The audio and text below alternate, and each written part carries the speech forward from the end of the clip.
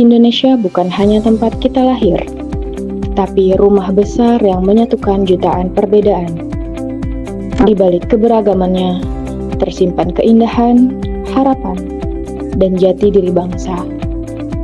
Sudahkah kita mencintai Indonesia dengan sepenuh hati? Halo, nama saya Sandra Aliska. Saya dari Komisi Pemilihan Umum Provinsi Kalimantan Barat. Saya sebagai host 1. Halo, perkenalkan nama saya Mujirahmatul Badriah. Saya dari KPU Provinsi Kalimantan Barat. Di sini saya sebagai host 2. Hai, perkenalkan nama saya Musyarafah Dinda Fitriani dari KPU Kabupaten Kuburaya. Saya berperan sebagai narasumber 1. Perkenalkan, nama saya Paris Lorin Panggabean dari Satuan Kerja KPU Kabupaten Kuburaya, berperan sebagai narasumber 2. Perkenalkan, nama saya Oktaria Francisca. Saya berasal dari Sekretariat KPU Provinsi Kalbar, tepatnya di unit kerja KPU Kabupaten Sanggau. Dalam podcast ini saya berperan sebagai penanya 1. Perkenalkan, nama saya Safaat dari Satuan Kerja KPU Kabupaten Sintang. Peran saya di video sebagai penanya 2. Nah, setelah tadi kita melihat betapa indah dan beragamnya Indonesia, sekarang kita masuk nih di sesi ngobrol bareng. Mumpungnya tema hari ini nih tentang mencintai ulang indahnya Indonesia. Kadang kita lupa ya, di tengah kesibukan dan perbedaan, ternyata betapa kayanya negeri ini. Nah, hari ini kita kedatangan 2 narasumber nih yang pastinya hebat-hebat. Jadi langsung saja, menurut kakak, apa sih makna mencintai Indonesia di zaman sekarang, terutama buat generasi muda dan ASN?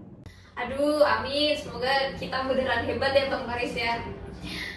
Lalu untuk pertanyaannya tadi, itu kan jadi menurut saya mencintai negara ini, mencintai bangsa ini itu bukan cuma sekedar dari menghafal lagu ataupun memakai baju adat kesana kemari. Sudah bukan lagi yang seperti itu. Jadi mencintai negeri ini itu sudah bisa kita implementasikan melalui peran kita masing-masing. Contohnya bagi yang masih pelajar atau mahasiswa itu mereka bisa memberikan kontribusi aktif, kontribusi langsung kepada dunia pendidikan dari prestasi, karya-karya ilmiah ataupun karya yang non ilmiah. Begitupun bagi kita yang sebagai ASN itu bisa menunjukkannya dengan cara loyalitas dalam bekerja, profesionalitas, dan juga full mengabdi kepada masyarakat. Wah, menarik sekali ya. Jadi rasa cinta itu bukan sekedar slogan, tapi harus terlihat dari tindakan sehari-hari. Nah, kalau dari sudut pandang kakak nih, tantangan apa sih yang paling sering membuat rasa bangga sebagai bangsa Indonesia itu luntur? Menurut saya, tantangan terbesar yang dimiliki bangsa Indonesia saat ini adalah bagaimana memerangi media sosial dan informasi yang ada di dalamnya. Kita sadar bahwa bangsa Indonesia lahir dari kebersamaan, bukan atas dasar perbedaan itu sendiri. Di saat inilah, bangsa Indonesia harus tetap teguh dan percaya bahwa kebersamaan itu dan perbedaan itu bukan bagian yang melemahkan, tapi malah mempersatukan kebangsaan Indonesia kita ini. Nah, betul sekali nih Kak. Kadang kita lupa bahwa Indonesia ini berdiri karena persatuan, bukan karena keseragaman. Menurut Kakak lagi nih, langkah kecil apa yang bisa kita lakukan untuk menumbuhkan kembali rasa bangga berbangsa dan bernegara? Nah, pertanyaan yang bagus banget nih Kak. Jadi langkah kecilnya itu sebenarnya sederhana, tergantung peran kita itu apa, ya udah kita lakuin. Contohnya mulai dari diri sendiri itu kita harus bisa menghargai perbedaan pendapat satu sama lain, tidak boleh saling menyalahkan pendapat karena tidak ada pendapat yang salah. Kemudian juga kita jangan mudah untuk menyebarkan hoax di kalangan, apalagi kita sebagai ASN ini menjadi pandangan contoh dari masyarakat. Jadi apa yang kita keluarkan, statement-statement kita di semaksimal mungkin untuk menghindarkan dari hoax. Kemudian juga kita juga bisa menjalankan tugas dengan sepenuh hati agar langkah-langkah kecil ini nantinya menjadi kebiasaan dan terbudaya di lingkungan kerja kita. Nah, seru banget nih podcast hari ini. Di penghujung acara mungkin kita buka sesi pertanyaan ya. Siapa yang ingin bertanya, silahkan langsung bertanya. Nanti akan dijawab langsung juga oleh narasumber pertama kami.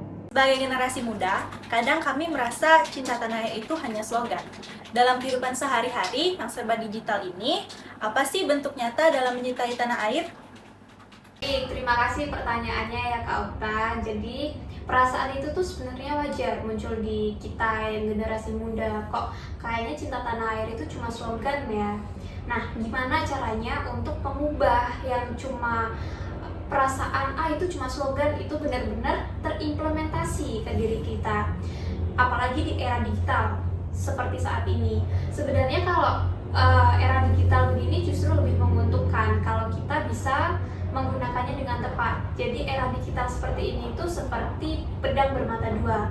Kalau kita tidak bisa mengendalikan, itu bisa berdampak buruk ke kita. Tapi sebaliknya, kalau kita bisa menggunakan dengan baik, itu bisa menjadi senjata ampuh bagi kita. Contohnya, seperti dalam bersosial media, teman-teman pasti tahu semua platform TikTok. Di platform TikTok ini ada satu content creator yang dia selalu memblow up pakaian-pakaian adat yang ada di Indonesia. Dia sadar dia punya kelebihan dalam pengambilan gambar, dalam visual, dalam estetika, dan dia memanfaatkan kelebihannya itu untuk membranding pakaian-pakaian adat yang ada di Indonesia. Mungkin teman-teman pernah lihat konten yang seperti itu. Dan juga apabila hal itu dirasa terlalu jauh implementasinya, kita bisa kok mengimplementasikan itu dalam kehidupan sehari-hari. Contohnya seperti saling menghargai teman yang berasal dari berbagai daerah dan tidak membeda-bedakan dalam memperlakukan teman tersebut di kehidupan sehari-hari. Baik, terima kasih untuk pertanyaan dan jawabannya yang menambah wawasan kita semua. Kemudian selanjutnya untuk penanya kedua disilahkan dan akan langsung ditanggapi oleh narasumber kedua kami. Sebagai ASN atau masyarakat biasa, terkadang rutinitas membuat kita lupa nilai berbangsa dan bernegara. Apa langkah sederhana agar semangat tersebut tetap hidup dalam keseharian kita?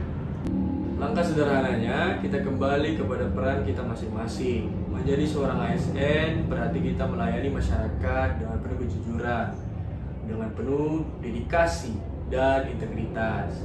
Menjadi masyarakat pada umumnya, kita berarti menaati setiap peraturan yang telah ditetapkan oleh pemerintah. Dengan begitu, setiap hal yang ada dapat berjalan dengan baik dan tujuan akhirnya yaitu semangat kebangsaan dan bernegara tetap terus hidup sampai kapanpun. Jadi cinta tanah air itu hadir dari hal-hal yang kita anggap sepele ya. Nah, terakhir nih Kak, apa pesan Kakak untuk generasi muda agar tetap bangga menjadi bagian dari Indonesia? Pesan saya, jangan pernah malu menjadi warga negara Indonesia. Kita punya nilai sejarah, kita punya budaya, kita punya bahasa yang berbeda-beda. Itu yang memperkuatkan kita. Itu juga yang dikenal sudah sejak lama oleh bangsa lain, bahwa Indonesia punya keberagaman yang patut kita banggakan. Sebagai bangsa yang sudah merdeka, kita, generasi muda, harus memegang teguh prinsip-prinsip persatuan ini.